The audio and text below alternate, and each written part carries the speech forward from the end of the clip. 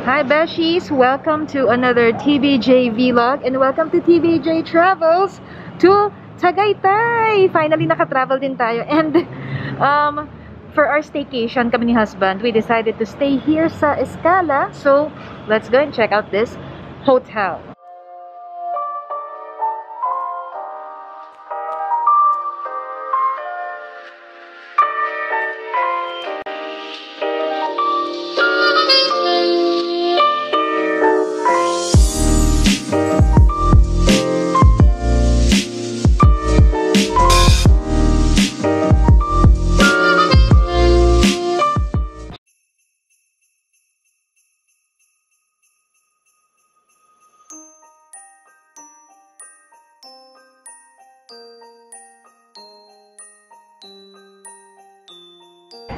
Okay, Beshi, so andito tayo sa Escala Tagaytay ngayon kasi my husband and I, we decided to go on a break. Ayan. So, first day ng vacation namin. Kaya medyo gabi nice because yung check-in is at 4 p.m. Pero late check-out naman 2 p.m. Actually, masyadong late yung check-in but at least late check-out. So, this is now their place. Pasko na, Besh!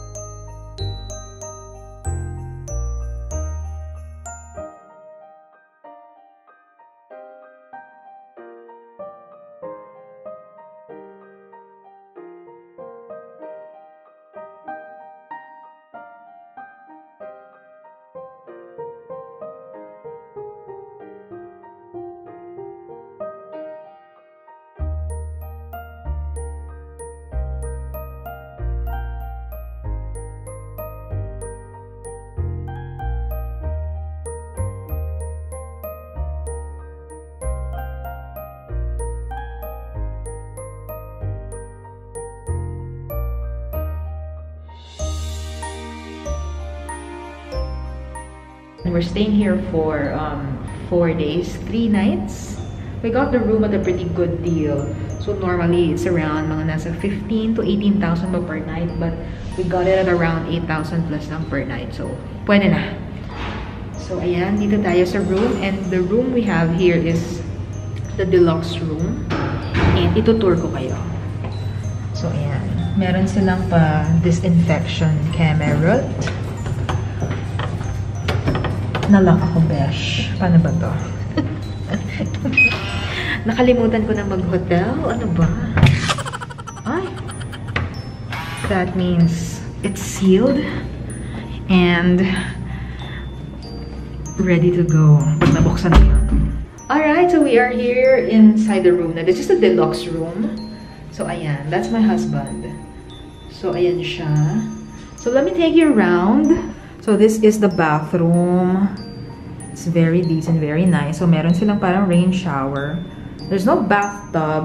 And if you want to have the bathtub, dun ka sa parang yung mga suites nila. So, yan. Really nice. Okay. So, medyo madilim lang yung ilaw namin. So, these are the things you will expect from their bathroom. So, ayan. In case you're wondering, what should I bring in terms of toiletries and sanitary stuff? So, yan, they have sanitary bag, soap, dental kit, vanity kit.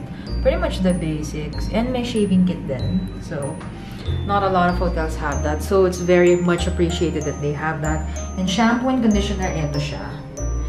Ayan, dispensers na sila. I really appreciate this. And I like this because this is more environment friendly rather than those small tubes na you use and dispose after 1 or 2 uses, diba? And also the hand soap. So, ayan, meron sila dito. Ay, parang hand lotion to. Hindi to hand soap. It's lotion Besh. So, ayan. Ayan yung hand soap nila. So, yeah, that's it for the bathroom amenities. We haven't opened everything yet. Or these are just the lights. So, ayan. So, this is the room. It's good for 3 people. So, we have here kasi this double bed and a single bed. Oh, diba? Para safe na safe ka. Meron kang hygiene kit, anti-COVID kit, care of Escala. Love it. This is the closet. It's very big actually. So for 4 pala to, yung room. Yung isa pwede dito matulog. Charot. Ang laki ng closet. So that's it. And we have a huge TV here. Oh my god. Gusto ko nang humiga sa sheets nila. Study area. This is the bar. And of course, you want to see the veranda, Beshies. So let's go. We're at the 2nd floor and we have a pretty good view of the pool. So, ayan. Chairs and tables. Char. Ano ba bang masasabi ko kundi chairs and tables? Ayan, Besh. Look! So, ayan, mga kapitbahay. That's the pool. The famous infinity pool. Pag gabi to, nagla-light up siya. Ayan. We actually have a pretty good view. Oh, may nagti-TikTok. So guys, we are here at the infinity pool. Yan siya. Super nice. And sobra kong lamig. Hindi ho halata sa amin. Nalamig na kami. Tcharan! Oh my god. It's overlooking the Taal volcano.